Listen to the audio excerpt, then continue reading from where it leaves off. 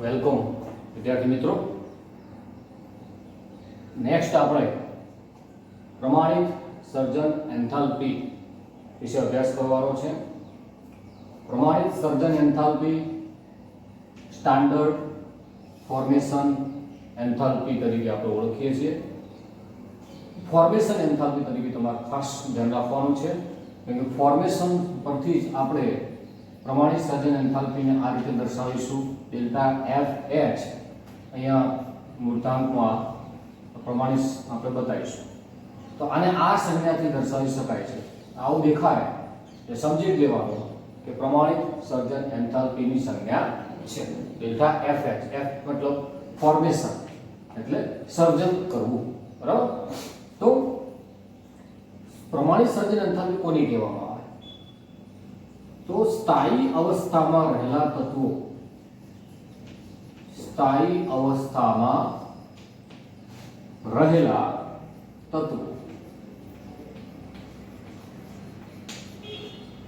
સ્થાયી અવસ્થામાં રહેલા તત્વો જ્યારે એક મોલ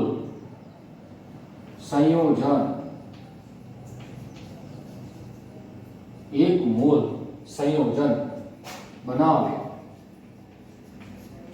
ત્યારે થતો એન્થાલ્પી ફેરફાર,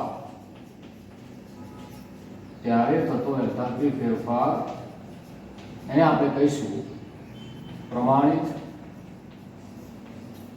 સર્જન એન્થાલ્પી કહેવાય.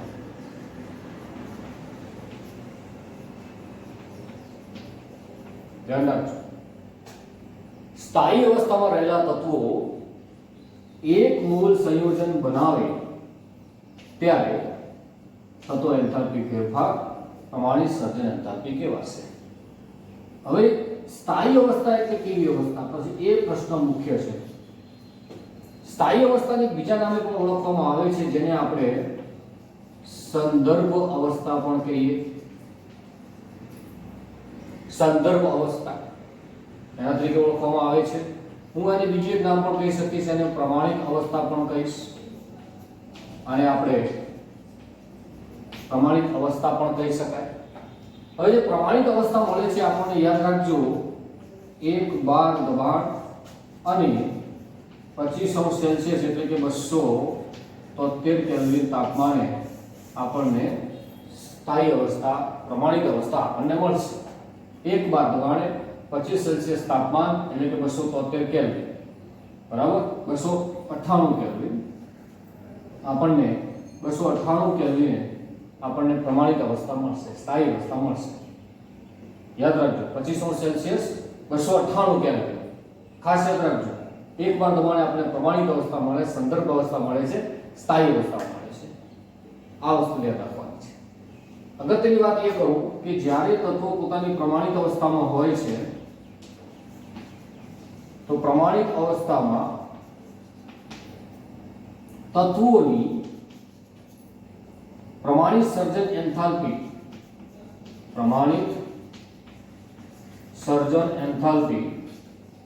તત્વોની પ્રમાણિત સર્જન એન્થાલ્પી શૂન્ય ગણાય.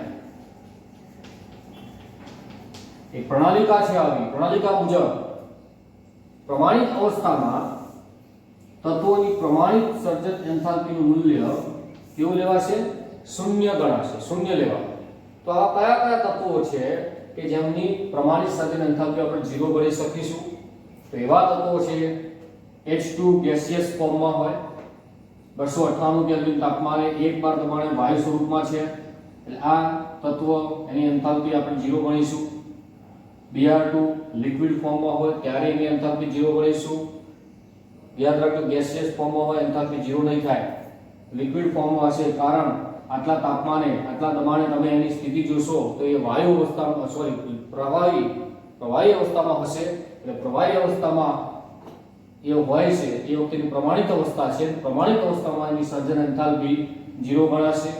એવી રીતે Cl2 વાયુ ફોર્મમાં હોય, ઓક્સિજન એ વાયુ અવસ્થામાં હશે. કાર્બનના અપરૂપો છે, હીરો, ગ્રેફાઇટ, બીજા ફ્લોરિન, બધા અપરૂપો છે, પણ એમાં ગ્રેફાઇટ જે સોલિડ અથવા જે સોલિડ છે, એ ગ્રેફાઇટ કાર્બનનું જે અપરૂપ છે આપણે 298 કેલ્વિન તાપમાને તપાસ કરશું તો ગ્રેફાઇટ મળશે અને એ વખતે પ્રમાણિત સર્જન એન્થાલ્પી 0 ગણાશે. મોનોક્લિનિક સલ્ફર અને રોહોમ્બિક સલ્ફર બે સલ્ફર આવે છે. એમાં રોહોમ્બિક સલ્ફર ની પ્રમાણિત સર્જન એન્થાલ્પી આપણે 0 ગણીશું. આ બાબતનું ધ્યાન રાખવાનું છે. કોની પ્રમાણિત સર્જન એન્થાલ્પી તમે શૂન્ય ગણશો, આ ધ્યાન રાખવાનું છે. તો હવે આમને ધ્યાનમાં રાખીને હું અહીંયા આગળ વધુ. ધારો કે સમીકરણ 1 ઉપર આવશો. H2 ગેસિયસ ફોર્મ છે, 1/2 O2 ગેસિયસ ફોર્મ છે અને H2O આપણને મળે છે. 1 મોલ સંયોજન આપણને મળ્યું. 1 મોલ સંયોજન આપણને મળે છે. આ H2 1 મોલ મળે છે. એ વખતે જો યાદ રાખજો, તત્વો પોતાની પ્રમાણિત અવસ્થામાં છે. યસ, સ્થાયી અવસ્થામાં છે. હા, H2 ગેસિયસ ફોર્મમાં છે, O2 ગેસિયસ ફોર્મમાં છે, પોતાની પ્રમાણિત અવસ્થામાં છે. અને જ્યારે જોડાઈ 1 મોલ સંયોજન બનાવે એ વખતે એન્થાલ્પી ફેરફાર એને આપણે પ્રમાણિત સર્જન એન્થાલ્પી ગણીશું. આમ તો જોવા જઈએ આ જે એન્થાલ્પી છે આપેલ પ્રક્રિયાની એન્થાલ્પી કહેવાય.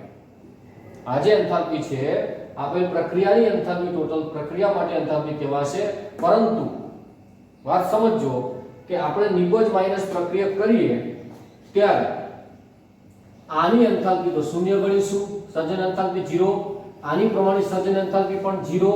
તો સ્વાભાવિક છે કે આ પ્રક્રિયાની જે એન્થાલ્પી છે એ જ 1 મોલ H2O ની એન્થાલ્પી થશે.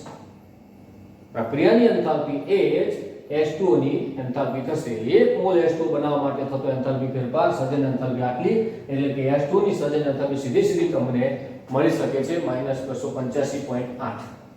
એવી જ રીતે અહીંયા પણ જો તમે એ રીતે જ 1 મોલ મિથેન બનાવવાનો છે, બરાબર. અને અહીંયા પણ ગ્રેફાઇટ પ્રમાણિત સ્વરૂપ છે, H2O પ્રમાણિત સ્વરૂપ છે, બંનેનો એન્થાલ્પી ફેરફાર 0. તો સ્વાભાવિક છે કે પ્રક્રિયાનો ટોટલ જે એન્થાલ્પી ફેરફાર છે સર્જન એન્થાલ્પી એ CH4 ના 1 મોલ CH4 ના એન્થાલ્પી ફેરફાર જેટલી હોય એટલે એવું કહી શકાય કે 1 મોલ CH4 ની સર્જન એન્થાલ્પી -74.81 થશે. સીધી કહી શકાશે. એવી રીતે અહીંયા પણ બધા જ પ્રમાણિત અવસ્થા છે. ગ્રેફાઇટ છે, H2 છે, O2 ત્રણ પ્રમાણિત અવસ્થા છે. તો C2H5OH ઇથેનોલ છે, 1 મોલ ઇથેનોલની પ્રમાણિત સર્જન એન્થાલ્પી આટલી થશે. સીધી આપણને મળે, બરાબર. પણ દરેક વખતે આવું સાબિત ન થાય. તમે અહીંયા જુઓ, દરેક વખતે સાચું ના હોય, બરાબર. અહીંયા કે સાહેબ 1 મોલ CaCO3 મળ્યો છે તો કે સાહેબ આ CaCO3 ની એન્થાલ્પી આ થાય. શું આ CaCO3 ની એન્થાલ્પી થશે? પ્રશ્ન તો કે જે આપેલી છે પ્રક્રિયાની પ્રમાણિત સર્જન એન્થાલ્પી -178.3 કિલોજૂલ પ્રતિ મોલ એ CaCO3 ની સર્જન એન્થાલ્પી નથી. કારણ એન્થાલ્પી થોત જો તત્વો પ્રમાણિત સ્વરૂપમાં હોત તો, પણ અહીંયા તત્વો પોતે નથી. પહેલા તો તત્વો જ નથી. CaCO3 પ્રમાણિત અવસ્થામાં, સંદર્ભ અવસ્થામાં, સ્થાયી અવસ્થામાં રહેલા તત્વોમાંથી બનતો નથી. CaCO3 સંયોજનોમાંથી બને. CaO અને CO2 માંથી CaCO3 બને છે. આ બંને સંયોજનો છે. આ બંને સંયોજનો ભેગા થઈ નવું સંયોજન 1 મોલ CaCO3 બનાવે છે. અને આપેલ પ્રક્રિયા માટે એન્થાલ્પી ફેરફાર -178.3 થશે. કેવી રીતે મળશે હમણાં આપણે થોડી ચર્ચા કરીશું. Number last one, H2 gas, Br2 gas, 2HBr gas. આના માટે ફોર્મેશન એન્થાલ્પી -72.8 આપણે ગણી શકીએ કે સાહેબ આટલી એન્થાલ્પી થશે. હવે સ્વાભાવિક છે કે આની તો પ્રમાણિત છે 0, પણ આ Br2 ગેસિયસ ફોર્મ છે, 0 ના થાય. લિક્વિડ ફોર્મમાં હોય તો જ 0 થશે, અહીંયા 0 નહીં થાય. એક વસ્તુ એ, પણ આપણે એની જરૂર નથી. આપણે ખાલી જસ્ટ વાત એ સમજવી છે કે આપેલ પ્રક્રિયા છે બધે તમે 1 મોલ 1 મોલ 1 મોલ બનાવે છે. અહીંયા તો 2 મોલ HBr મળે છે. આપણે એ જોવાનું છે. અહીંયા 2 મોલ HBr મળે છે તો 1 મોલમાં આ તો 2 મોલ માટે તમને પ્રમાણિત સર્જન એન્થાલ્પી મળી -72.8. આખી પ્રક્રિયા માટે 2 મોલ માટે તમને પ્રમાણિત સર્જન એન્થાલ્પી મળે છે. તો સાહેબ 1 મોલ માટે શોધવું શું કરવું પડે? તો કે આપેલ આખા સમીકરણને 2 વડે ભાગવા પડે, બરાબર. 2 વડે ભાગવું, સોરી 1/2, અહીંયા 1/2, 2 વડે ભાગી દીધા. અહીંયા 1/2 કરું, 2 ઉડી જશે. 1 મોલ માટે તમને સર્જન એન્થાલ્પી મળે. માટે આને પણ તમારે 2 વડે ભાગવા પડે. તમને 1 મોલ માટે 36.4 કિલો જૂલ પ્રતિ મોલ તમને એન્થાલ્પી મળશે. આટલી એન્થાલ્પી મળશે 1 મોલ માટે મળે. યાદ રાખજો 1 મોલ માટે મેળવ્યું તો આવું કામ કરી શકશો. તમે 1 મોલમાંથી 2 મોલ મળજો તો 2 વડે તમારે ગુણવા પડશે બધા, તો એને પણ તમારે 2 વડે ગુણીને તમે 2 મોલ માટે લાવી શકો છો. એટલે આ વસ્તુ ધ્યાન રાખવાની, 1 મોલ માટે કેવી રીતે મેળવી શકાય તે અહીંયા તમે સ્પષ્ટ કર્યું.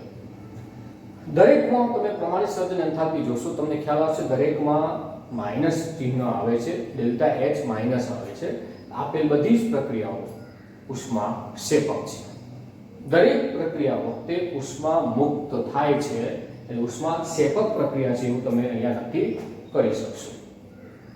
હવે ધારો કે વસ્તુ તમે સ્પષ્ટ સમજો, તમે ધારો કે કેમિકલ એન્જિનિયર બની ગયા અને તમને પ્રશ્ન એક શોધવા માટે આપ્યો કે મારે એક પ્રક્રિયા છે, ધારો કે તમે સમજો બરાબર, તમને એવો પ્રશ્ન પૂછી કાઢ્યો કે ધારો કે તમે કેમિકલ એન્જિનિયર છો, હવે તમને બની ગયા, તમને એક પ્રશ્ન આપ્યો કામ કરવા માટે, તમને આટલું કામ આપી દીધું કે CaCO3 નું વિઘટન કરવું છે મારે. સારું, CaCO3 નું વિઘટન કરવું છે, CaCO3 સોલિડ છે, આનું વિઘટન કરવું છે CaO solid plus CO2 gaseous form છે. CaCO નું વિઘટન Ca અને CO2 માં કરવું છે. તો મને પ્રશ્ન પૂછ્યો આના માટે કેટલી ઉષ્મા આપવી પડશે અથવા ગુમાવવી પડશે. તમે પ્રશ્ન પૂછ્યો તમારે CaCO3 નું વિઘટન કરવા માટે, આનું વિઘટન કરવું છે તો કેટલી ઉષ્મા આપવી પડે અથવા તો ગુમાવવી પડે. પ્રશ્ન આવો પૂછ્યો છે.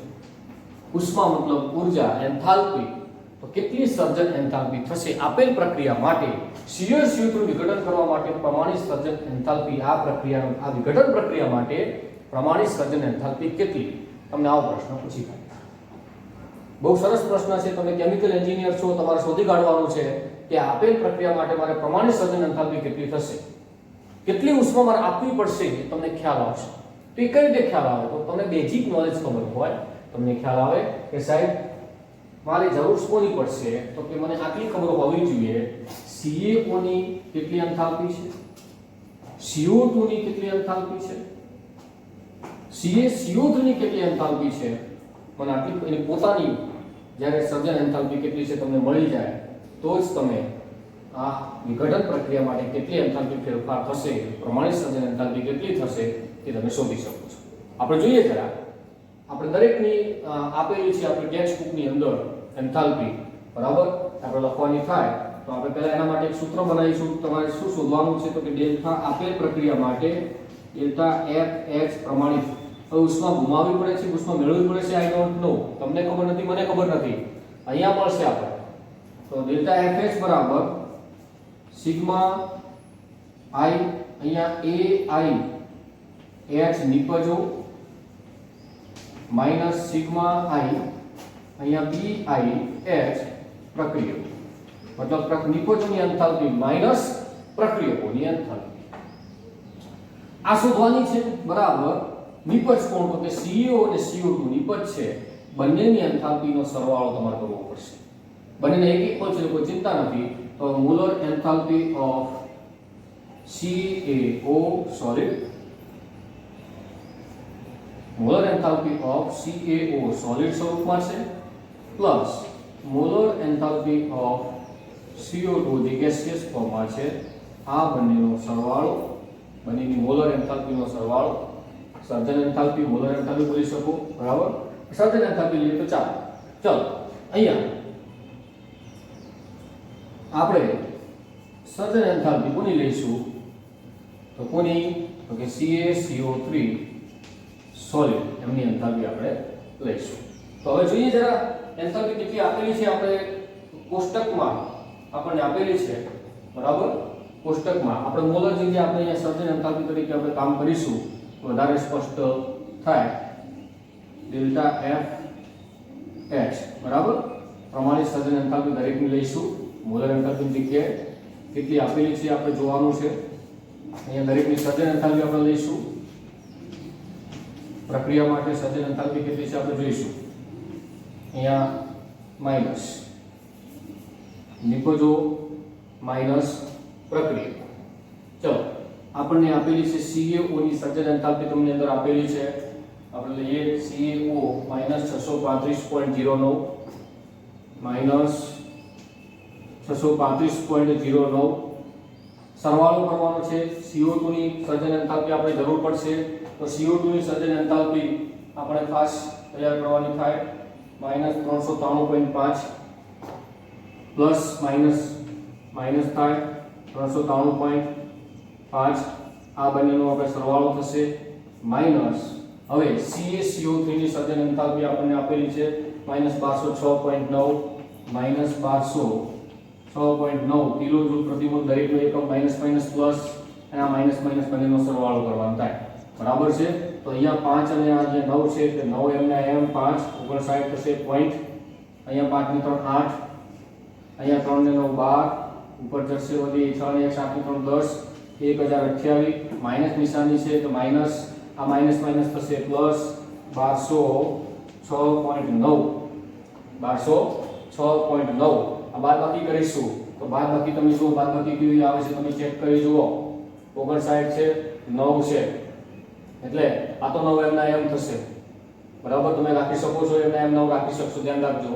બરાબર, પણ આ અહીંયા બાદબાકી ઊંધી બાદબાકી 1206.9 માંથી 1028 બાદ કરવાના છે.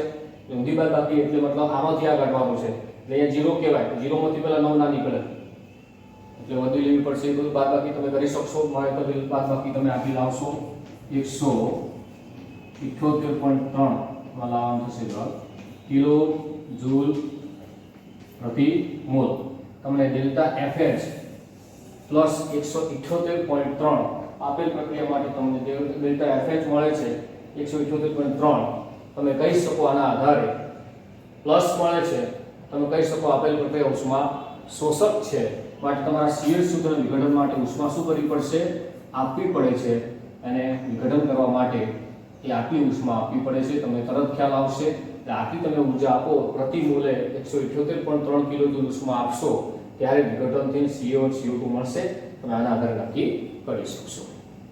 બરાબર છે. હા, પેલી બધી વસ્તુ હતી તમને તરત ખ્યાલ આવશે કે સાહેબ ધારો કે આ કેવી રીતે તમે મેળવી 74.81 CH4 ની કઈ રીતે? તો કે નિપજ CH4, તો નિપજની CH4 અહીંયા લખી CH4 ની એન્થાલ્પી માઈનસ પ્રક્રિયકો કયા આ બે, તો આ બેની 0 એટલે માઈનસ પછી જે 0 આવે તો નીકળી ગયું. તો સીધું વધ્યું કોણ? તો કે નિપજ CH4 ની એન્થાલ્પી બરાબર જે આપેલી છે 74.8 થાય. સીધી CH4 ની 74.8 તમને એન્થાલ્પી મળશે. બરાબર છે. આ હતી પ્રમાણિત સર્જન એન્થાલ્પી.